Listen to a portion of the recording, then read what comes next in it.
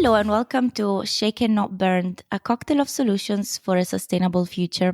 I am Giulia Bottaro and I'm joined today by my co-host Felicia Jackson. As ever, we're going to discuss 3 stories for the week and then we will move on with an interview with a change maker. I would say the most obvious story this week really is Joe Biden saying he's no longer going to run as president for the United States. That was the big news at the weekend. That means that it's really not clear who will be the replacement candidate. He has endorsed Kamala Harris, who is his current vice president. And I've read around that is a bit more of the obvious solution in terms of also legalities about the funding that's been raised so far. It's certainly an upheaval in terms of expectations of what was going to happen this November. But certainly from a climate change perspective, I think Harris is a really potentially useful option. I mean, when she was a senator before she became VP, she was actually an early sponsor of the Green New Deal. That whole, I think it was back in 2019, and it was Senator Markey and Representative Ocasio-Cortez. And it was an idea a way of transforming the US to 100% clean energy within 10 years. And I think she was also it may have been the same one. It's so difficult to remember the details. But I remember she endorsed or unveiled or launched or something, a $10 trillion plan to reduce GHGs, getting to a net zero economy by 2045. And the thing that's most interesting for me, but I think the thing that's most difficult politically, is that she also called for a climate pollution fee. So the idea that polluters pay, which for me it's a fascinating approach because I can see how it's hated by free marketers. And yet we allow polluters to pollute without asking them to pay for pollution. So it's not a free market. If you think about it, fossil fuel companies are free riders who are getting to make enormous amounts of money off the backs of damage they do to the environment and society. Yeah, absolutely. I think the big one for that the Biden-Harris administration approved was the Inflation Reduction Act, which has a lovely name, very political, but it's all about reducing greenhouse gas emissions, lots of investment in electrification and green energy. And it is one of the things that is most at risk for being scrapped if Trump gets elected. And so my day job is writing about the EV sector. So I write about the IRA all the time. And it's created 237,000 jobs in EV manufacturing alone, creating billions in value because it's creating so many incentives for companies to set up plants, but also it's providing a tax credit of $7,500 for the final consumer if they buy an electric vehicle that's been produced with parts that are sourced in North America and assembled in North America. So this is huge. And just last week, Donald Trump said so many, can I say it, lies? He said things that were not true. I believe the phrase we're supposed to use is there seemed to be misinformation. There seems to be a discrepancy between reality and what Trump said at... Okay, I like that too. The Republican convention last week when he said he would end the EV mandate. And everyone is like, what EV mandate? There isn't one. And then he said that the manufacturing industry is on its knees because of the EV mandate. And again, it's not true because the manufacturing industry is really being revived, especially in areas that have been impoverished because they had a thriving industry base, which then moved abroad because it was cheaper. So in all of this, like purely from the perspective of simply just the EV sector, a Kamala Harris presidency would do so much good and just continue the good work that's been done so far. I think that's a very good point, and I think it's worth underscoring, because there was me getting all excited about the potential for Kamala Harris. There's obviously going to be a lot of obstacles for her to overcome. But thinking about it, Biden is the president who's done the most for climate in the US. But the fact is that the Inflation Reduction Act is pointed to around the world as an example of a policy that is stimulating growth. It's stimulating the economy. You're actually seeing benefit directly to Americans from the actions that have been taken. And it's this politicization, this misunderstanding of what the goals are and what's actually going on that seems to be enabling Trump to say, this is all bad, this is all dangerous, it should all stop. I think there's many, many, many reasons to not vote the Democratic ticket. And I know as a foreigner, I shouldn't say it, but you just have to look at a country as large as the US and what's happening with abortion rights and women's rights to go, this is not the sort of leadership we want to see around the world. And I think it's fair to say that what we're seeing in terms of the leadership happening now around climate change, I might want to see more, faster, better action. But actually, at the moment, the US is kind of leading the world, and there's a real risk that opportunity is going to be lost by the regressive actions that seem to be at the heart of Trump's platform. The very fact that J.D. Vance is a supporter of fossil fuels, just, a supporter, no context, no nuance, that they're fighting all of this on the idea that fracking should be promoted. It's like, what is your long-term vision for the lives of people in those states? Because yes, it's terrifying to lose an industry, terrifying to lose work. Every country, certainly in the global north, has been through this at different times throughout history as industrialization has changed. But the reality is change is coming. And the choice is whether or not you want to adapt to the changes that are coming in the best possible way for everyone around you, or if you want to hold on tight to old-fashioned, negative ways of doing business and destroying everything around you in the process. Sorry, I know that's me getting carried away, but I think it's a valid question. Yeah, definitely. And I wanted to make another point as well about industrialization. So Biden has been one of the most pro-union presidents. And, when we talk about sustainability, we talk about climate, but obviously we have to talk about people. Yeah. And labor. Exactly. So, the S and G of ESG. And the amount of states that are clearly anti-union, they signed bills to quash unions, to say that if you're a company that approves a union, you're going to have your incentive, the state level incentives removed, to set up plants there. Do they want this? Like, it's, as someone who's in a pro-union country, I am part of a union. I'm like, what is that? What way of working is that? And why would you promote it so proudly? So I feel that if we, again, the Biden-Harris administration has been endorsed by unions, has been working with unions. So we need Harris to continue again, as I said before, build up on that good work. Yeah, I mean, I think the thing that's really important about unions is I think a lot of, free marketers, neoliberals, get very upset about the concept of unionization and see it as a means of imposing burden on a company in its decision-making and its operations.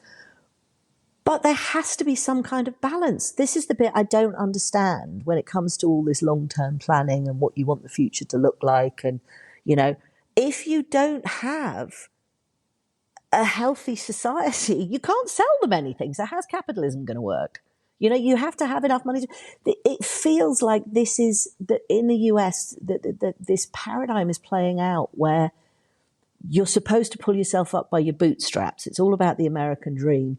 There seems to be no consideration to the role of luck in terms of birth, what that means for education. Someone was talking to me the other day about even if you lose everything, if you've lived a life with good education and good contacts and good jobs, you're going to know people who might be able to give you a room for a few months.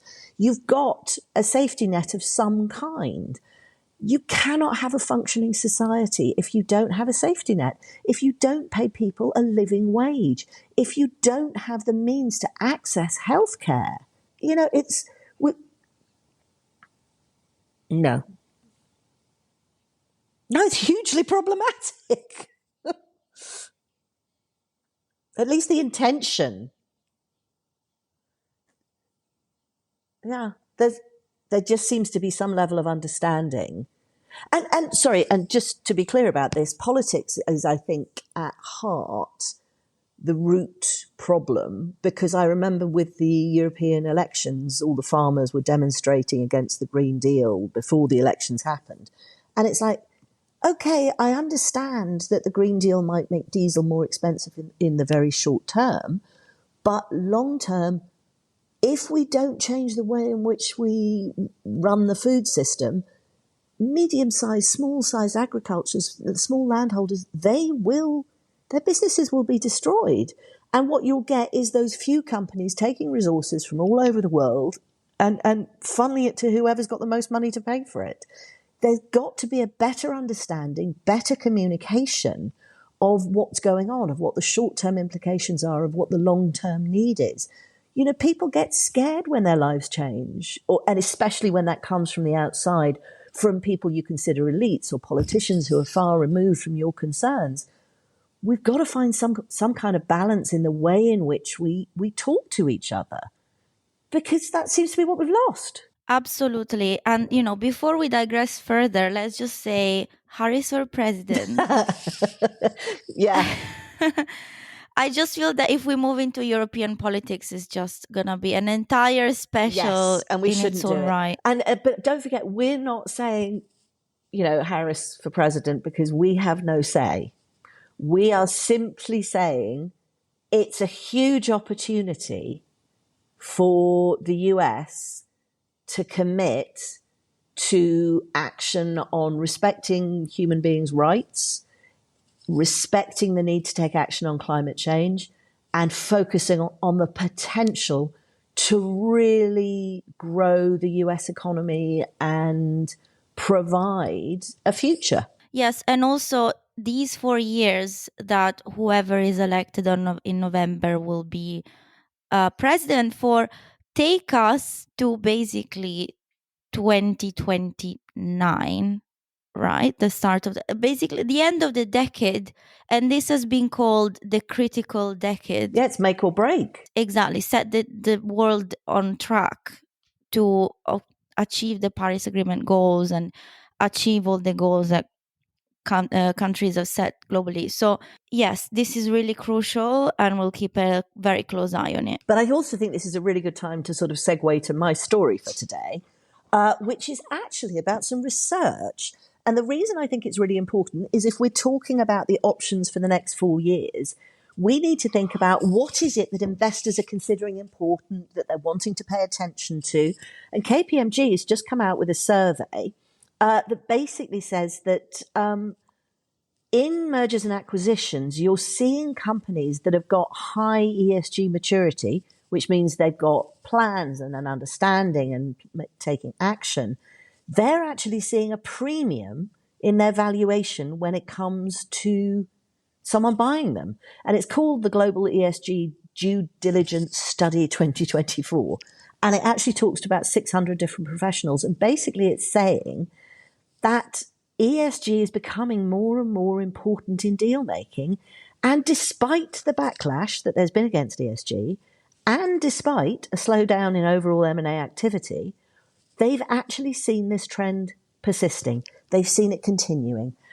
And what that says to me is that the politics is a lot about talking about it, but actually those people who are having to make decisions are recognizing that those companies with higher ESG maturity are companies which are recognizing risk. They're actively trying to understand where the dangers to their business lie, and they're actually trying to do something about it.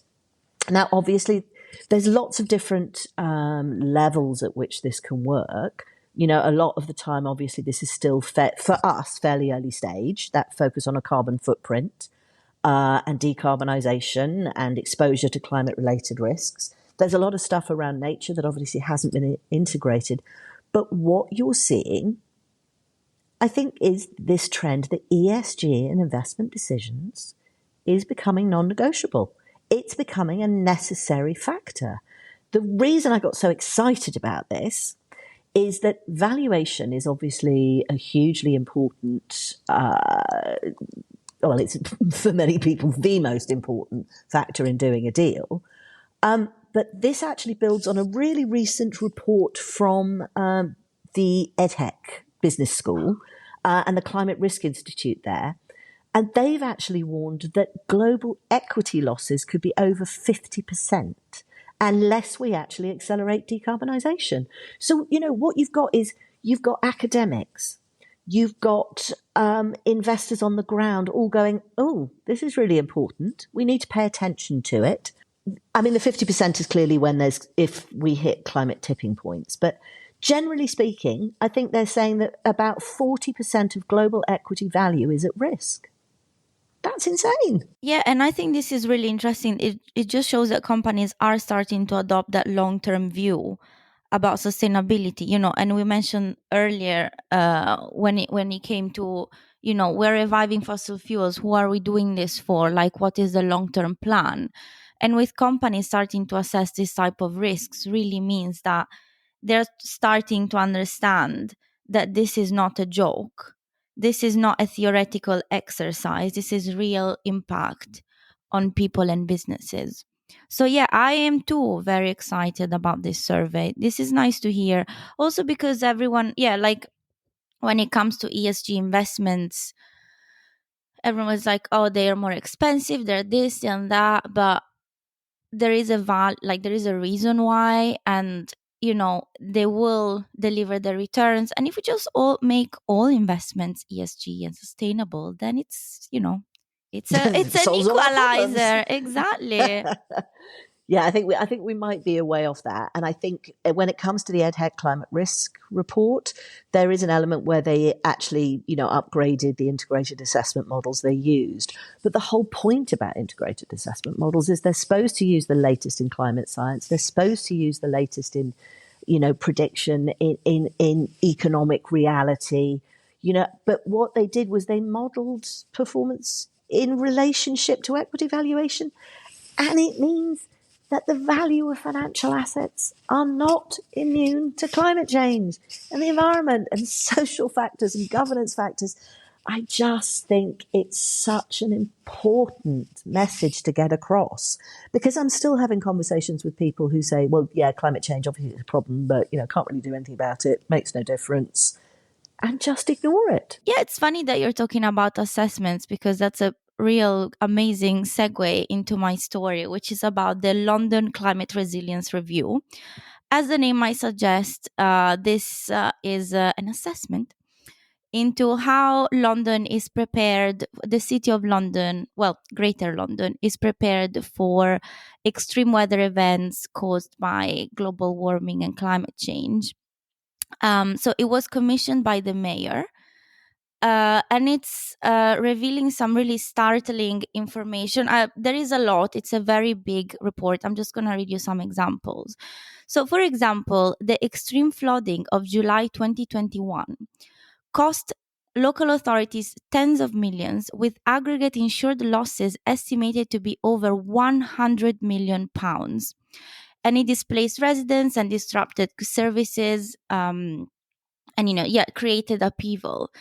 In the following year, in 2022, there were 3,271 heat-related deaths in England and 387 in London.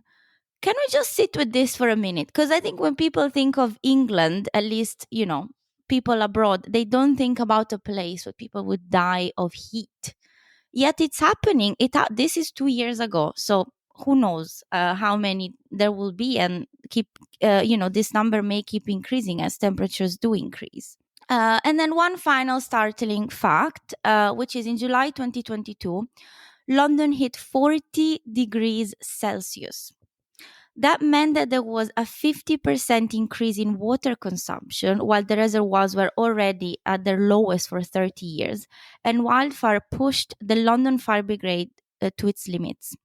So we are talking about, it must be scary to be an authority here when summer comes, because this sounds like proper emergency situations, like proper state of emergency. And so this review identified 6 areas that need urgent attention and made 50 recommendations. Now, I'm not going to read all the 50 recommendations, but I will read the 6 areas for urgent attention because I think they are really, some of them are a bit surprising. Again, things that you don't need when you're thinking about England. So they say that we need a London-wide action plan on heat risk. Then he says that London is not prepared for another major surface water flooding incident, saying that lives are at risk. Then London must accelerate work to understand cascading risk and system interdependencies within and beyond its boundaries. And then national, regional, local governments must do more to enable investment in climate resilience. Londoners should be engaged in climate impact. So every citizens, we need to find a way to involve the residents. And all of the above must be coordinated strategically with a shared regional vision and framework for adaptation. So this sounds to me like something that we really like talking about here, which is systemic change. Yeah, it really paints a terrifying picture for the city. Also, here there are more than 8 million people living. It's one of the major centers in Europe. This is really scary. But I think what's important here, even if it's scary, it's the most important thing is that the mayor of London has commissioned this. The mayor of London is seeking this change. So his office wanted expert opinion in order to make a plan for the future. And I think, again, it's this long-term planning, this assessing risks, this thinking, okay, we just can't react to things, to situations when they come. We must adapt. And build resilience. That's the thing. It's being Exactly. prepared. Exactly. So I think this is great. Living in London, I feel it's what we need. I'm glad that the mayor is looking at these aspects because, yeah, I've been here when it was 37 degrees one day. It was incredibly unpleasant. And I'm from an area that gets really hot summers. Yeah, but the city's not built for heat. That's the problem. I live in a place where there's no through breeze, even if I open the windows, because there's doors in the way and I can't get a through breeze. On a 40-degree day, I lay on the floor on a wet towel. I mean, I couldn't That's do all anything. you've got to do. No, I get it. I get a bit scared when not scared. I don't know what to do when it's really hot because yeah, I have the way that my flat is built doesn't have any through breeze. We have a carpet. If it's really hot for several days in a row, I don't know how to deal with it. And I'm sure a lot of people are like, in the same situation. There are a lot of Victorian homes in this country and they are built to retain heat. And now with the changing climate, we really need to review how our building stock is set up, for these type of summers. Absolutely. And there's actually a really interesting thing about insurance because you mentioned how high insured losses were. But I know there are insurance companies that are now beginning to try and introduce an element of rebuilding. Like, for example, in floodplains, when if a place is flooded, they pay out on the insurance, but part of the funds perhaps can be used to re-landscape the land around the flooded area to make it more water containing and water holding. Because part of the problem you've got in a city like London is we've got a lot of green spaces, but we also have a lot of concreted over spaces, which means the water has nowhere to go. It can't be soaked up. We need sponge cities. Oh, they're very excited. We'll do a special on sponge cities. Okay, I've never heard that before, but at the That's concept, so cool. we really need to do a special. When you said about the buildings, I thought that another thing I read here is that around 43% of properties in London are going to be sinking by 2030. I thought that only happened in Venice. No, they're likely to. It's not a guarantee, but yeah, and buildings sink a lot. I suppose they do. Because London's built on clay, isn't it? And I suppose that would sink over time. I don't know. It's just we don't think about these things. I think, you know what that tells us? The importance of time horizons. What are you thinking about? When are you thinking about it? Are you thinking about what's going to happen in 3 months, 3 years, 3 decades? What's that going to look like? And that's what people don't seem to be able to do, is understand the different impact a different time horizon has. But actually, whatever the time horizons, as Giulia pointed out, we've got the most important period coming up for taking action. So we have to think about what we need to do in the next 5 years. Absolutely. Well, we can conclude our conversation here and we will move on to the interview of the week after a short break.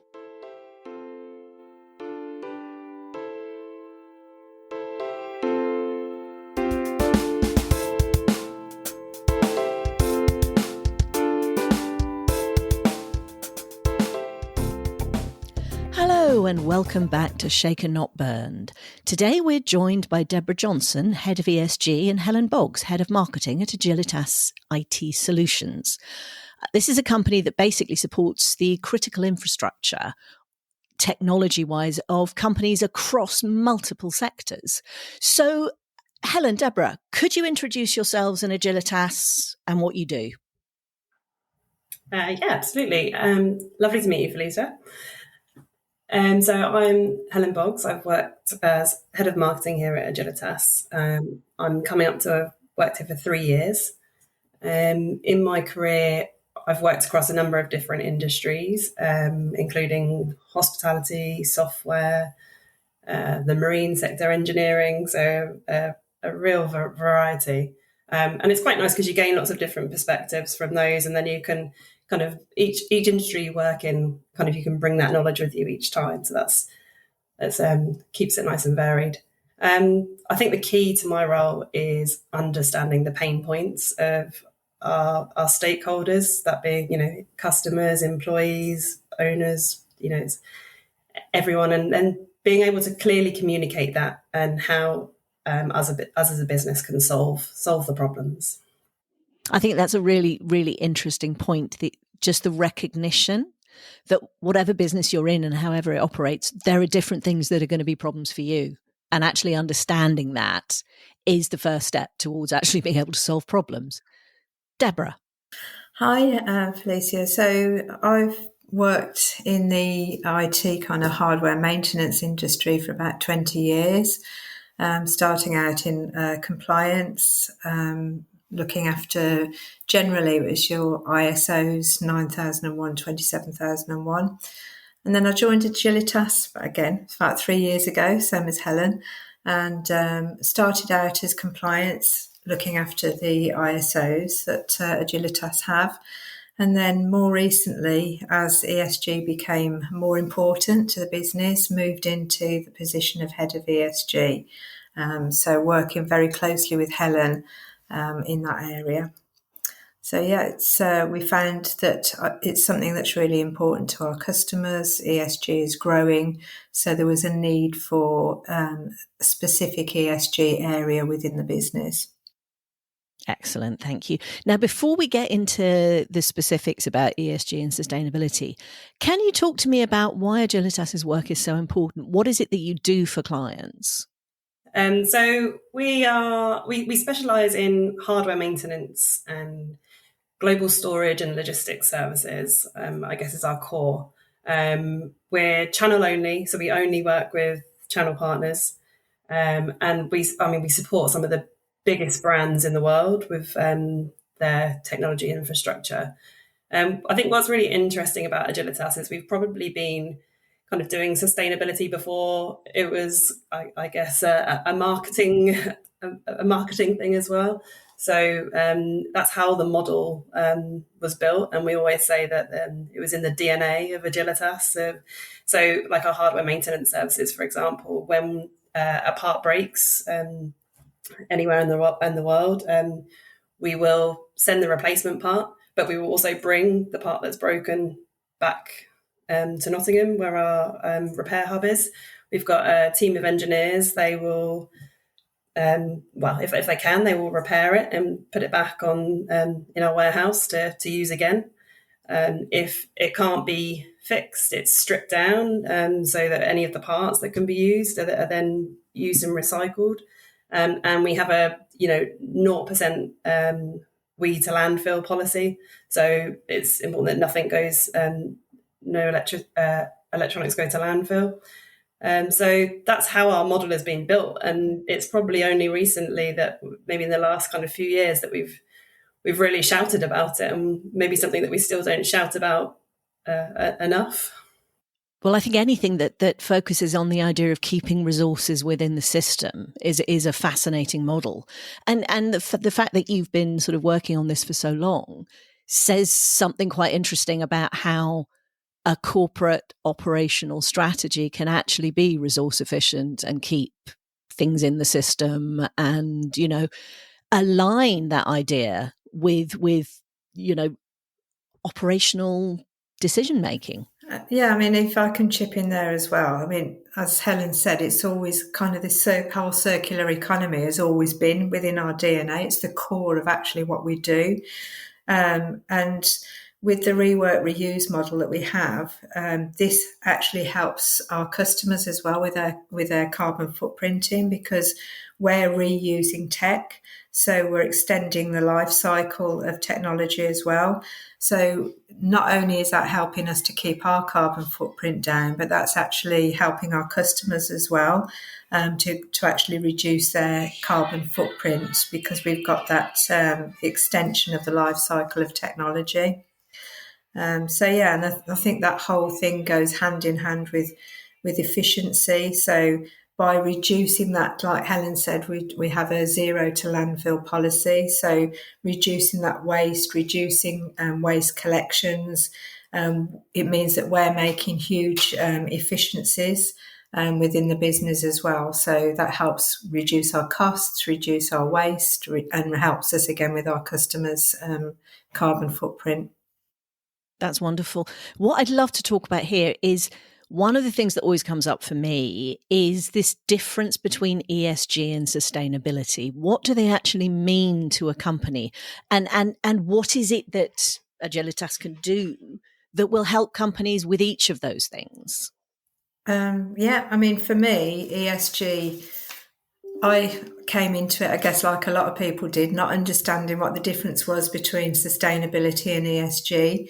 And I think it was only when we really got involved with probably EcoVadis, I started to understand the whole framework and how it actually works.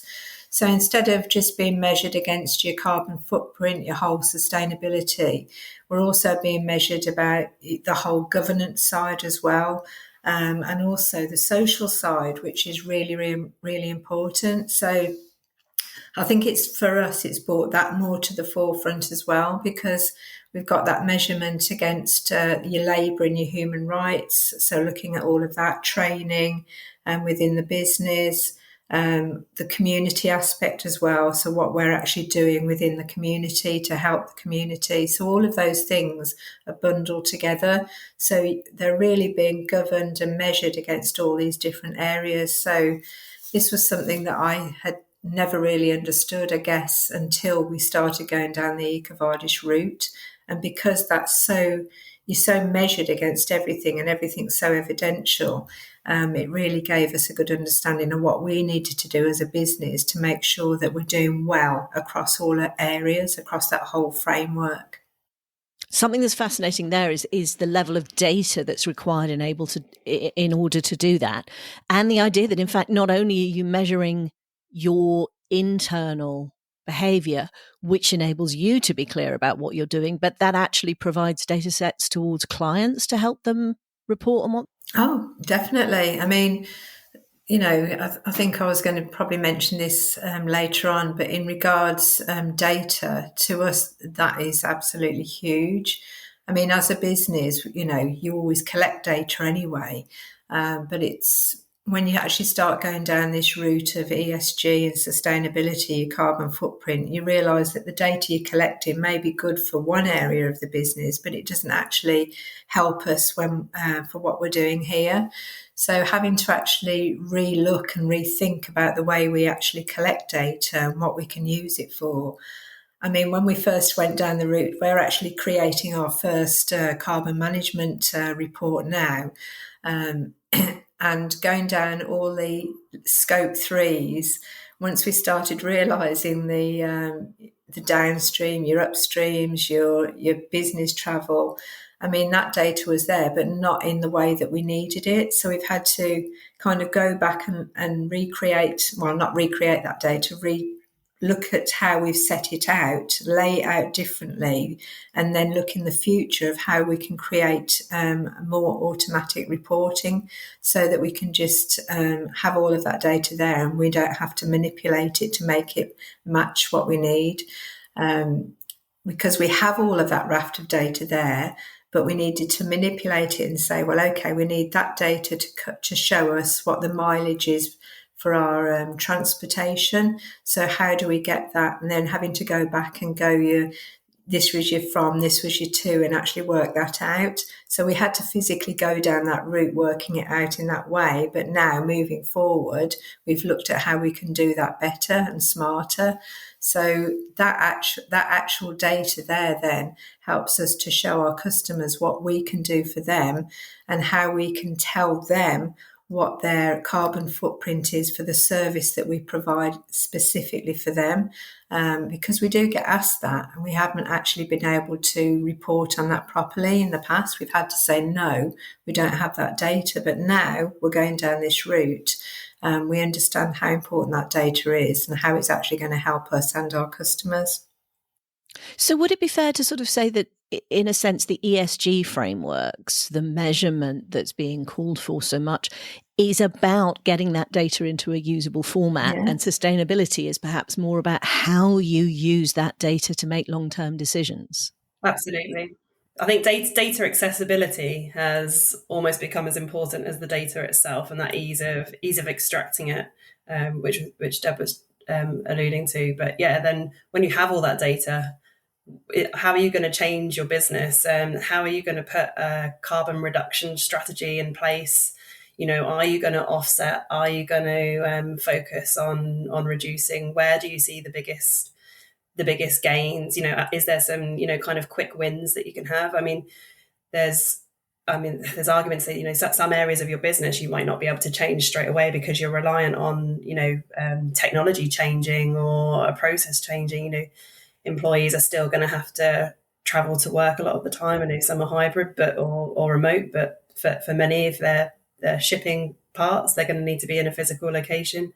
We're a logistics company at the end of the day, so a lot of our carbon footprint then falls to our logistics suppliers. So it's a lot about working with our partners as well to make sure that you're kind of all aligned and all on the same page and working to the same goals. So I think where ESG is that framework that helps set you down a certain path or sets you on the right track. Sustainability is that wider concept of looking how everything fits together and how you're going to interpret that and build it into your business strategy. It certainly sounds like collaboration is going to be key to success in transformation. How do you go about building collaboration when you're working? I can see there'll be partners that you work with, but are there ever any issues around, competitiveness and information sharing and all that kind of stuff? When it's come to sustainability, I've found that everyone we've spoken to has been fairly open.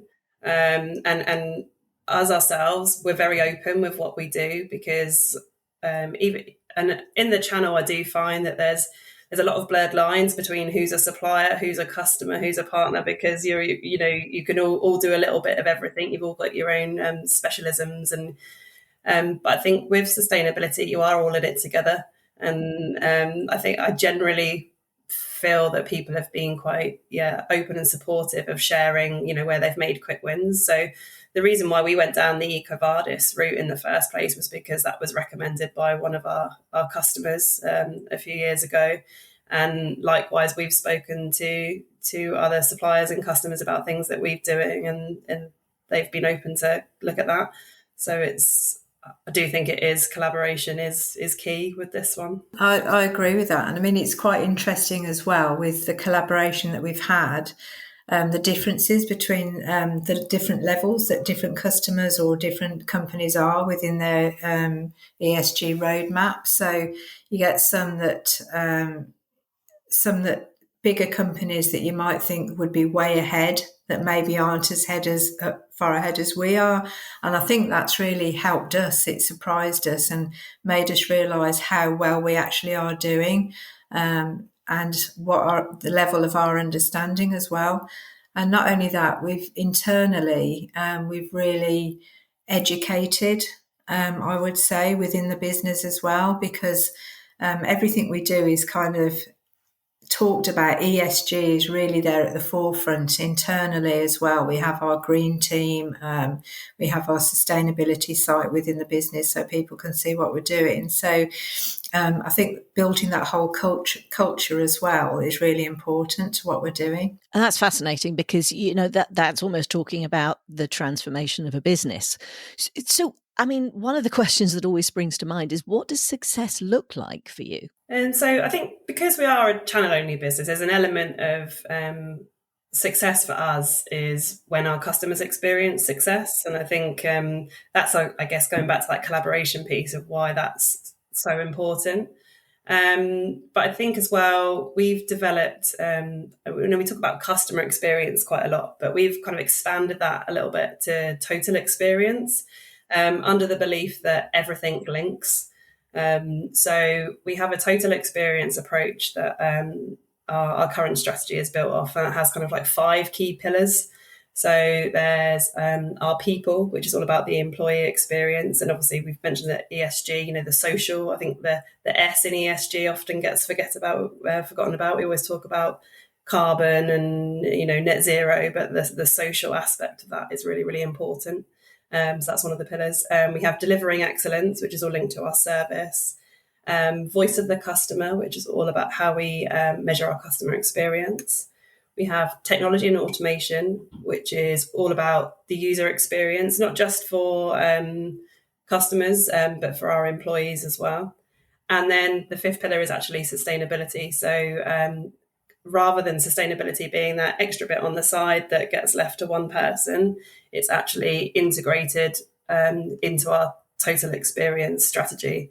And those 5 pillars are communicated to everyone in the business, like the whole, no matter what part you play in the business, they know what those are, so that you can see how everything folds up and links together. I love that. I mean, obviously, given what I do, I'm always interested in people who are putting sustainability at the core of what they do.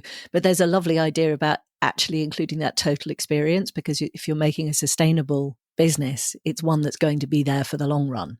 It's one that's going to fulfill the needs that customers have, and the social side of things, the just transition, it's all part and parcel of the same thing. So it's really very encouraging to hear about. And do you have, what sort of approaches do you take to measuring that total experience? Do you have ways of measuring your impact beyond the ESG side of things? Yeah, so I'd say it's probably split into a few different kind of measurements. So we have our data goals that we set, and individual kind of KPIs that we all work towards. And we've recently relaunched our values, and one of them is to win it.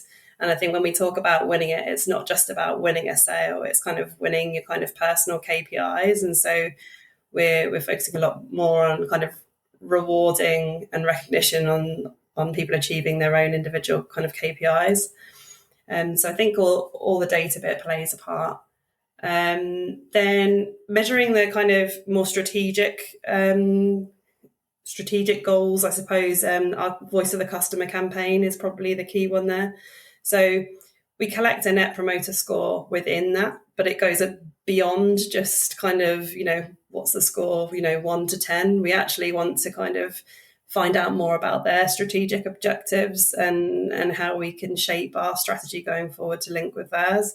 So yes, there's some kind of quantitative data that we get from that, but we're also interested in those kind of longer responses as well.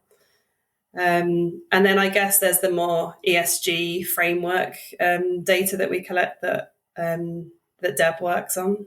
Yeah, I mean, we get measured obviously by our customers. When I first started, literally the most questionnaires I got from customers who are measuring us were against our compliance, information security, quality, and business continuity. It was more or less around those areas. But over the past 2 years, I'd say 2 years ago, it was a kind of like a catalyst, really, because I suddenly started getting, I'd say 80% of the questionnaires that came in from our partners to measure us were ESG, wanting specific data around our carbon footprint, wanting to know all about our policies around labour, human rights, slavery, etc. So they got a lot more in depth. And it was around that time that you could feel the shift, and we were definitely getting measured against more and more things. So for us to be measured in that way means that we have to then go on and measure our suppliers, in the same way.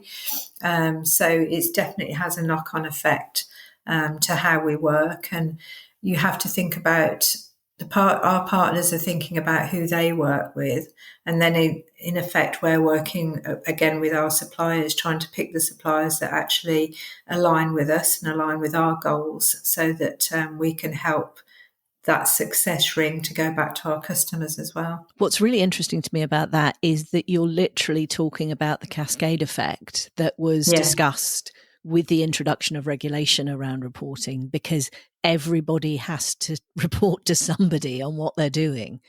So are there any big goals or milestones that you're working towards at the moment?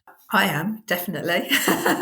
Well, we all are as a business. We've all got our own goals. For me and Helen, I mean, I think it's quite important.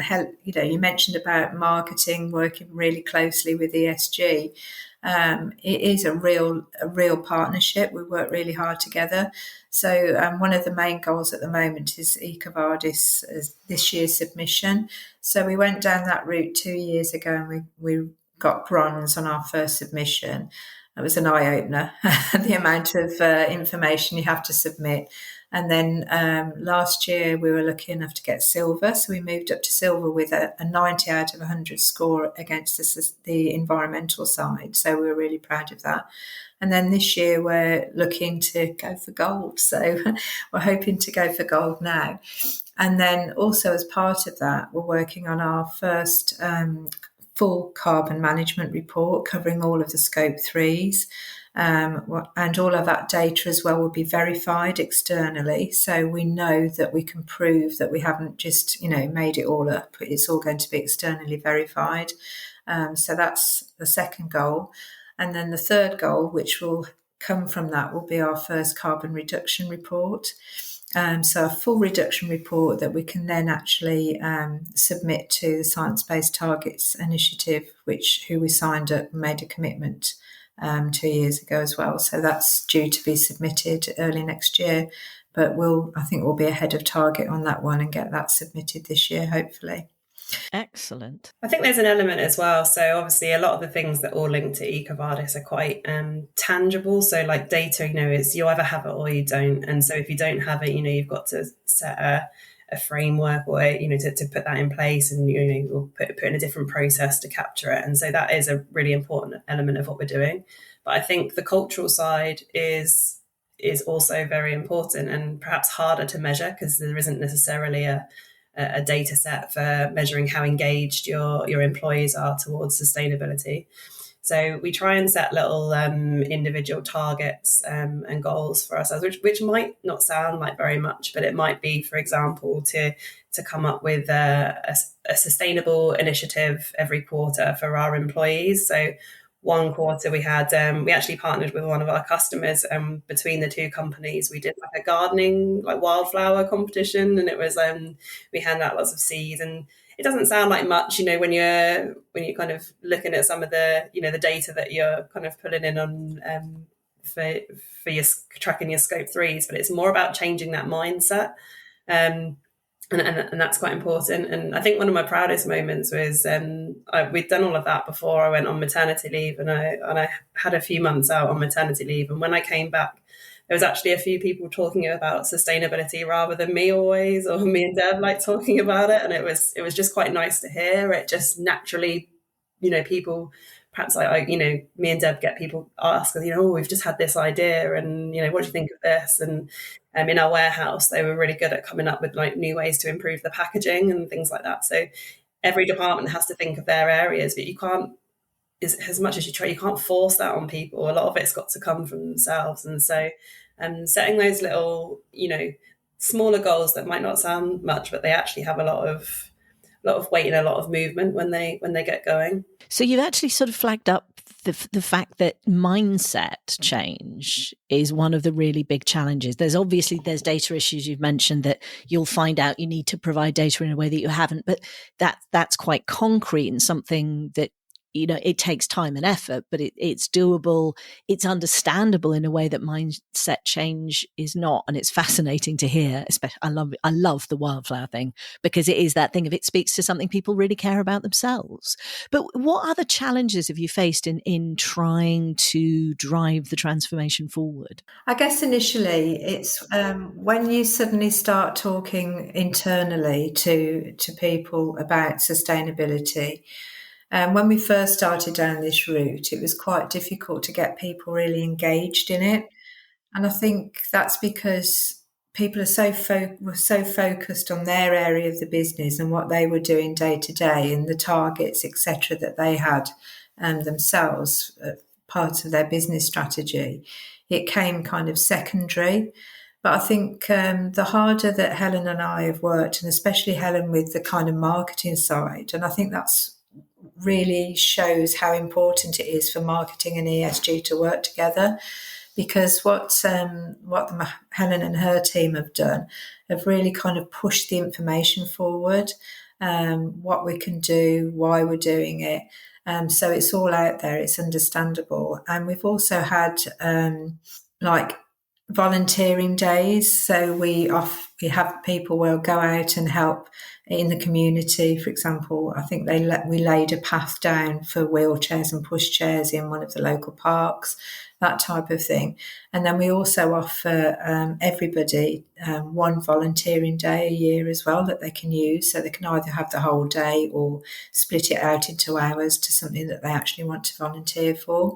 And I think once we started going down that route, people became more and more engaged. And it's quite funny, actually, because Helen talks about the different ideas that people come up with. But it just goes to show, one of the things that showed me, really, and it was only happened recently, how this thought process is really filtered down, is that I was talking about recycling and boxes to somebody, and they actually said, we actually hold back some of our used boxes because a lady comes in and she takes them and she uses them to send goods over to Africa.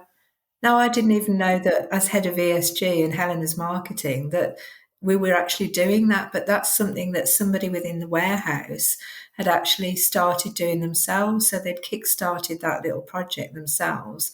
And it just, to me, that showed that really what we're doing in trying to create this culture has really worked, because things are happening, smaller things are happening that people are just getting up and doing them themselves. I think the other thing for me as well, the other challenge is definitely from a marketing point of view, is like we put so much effort into kind of creating, we've had to change so many things, all the data, to calculate, our scope 1, 2, 3 emissions.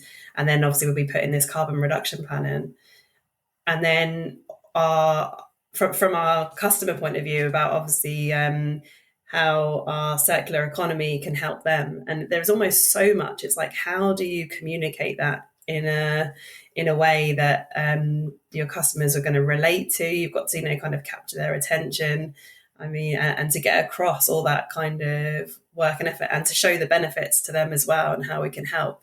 It's just the quantity of information you're trying to relay. And I found that, so obviously we do have bits on, our website, but I found that the easiest way sometimes is to set up me and Deb have been setting up calls with our different partners just to talk about ESG. And it's just, again, going back to that collaboration piece where you can talk quite openly and honestly about the different things you're doing, and just getting all that information across. What I love about that is actually what it seems that you're talking about is the critical importance of getting the messaging right, both internally and externally, but a lot of the messaging comes from listening. Yeah, absolutely. And I think there's, especially me coming from a marketing point of view, there's a lot of, worry that when you're putting messaging out, that, you've got to be careful about greenwashing and things like that. And I think that always, plays on your mind that actually we're really strong on wanting that evidence to back it up. We don't want to put out any false claims or be misunderstood in any way. And so I think it is by just having those open conversations that just really clarify the things you're working on. And I think it's okay to say that you're not, we're not perfect in the sustainability journey. And I don't think anyone can say they are, and if they really look at it. I think talking about the progress you're making is more important than just trying to come up with some shiny marketing kind of tool or name when it comes to this.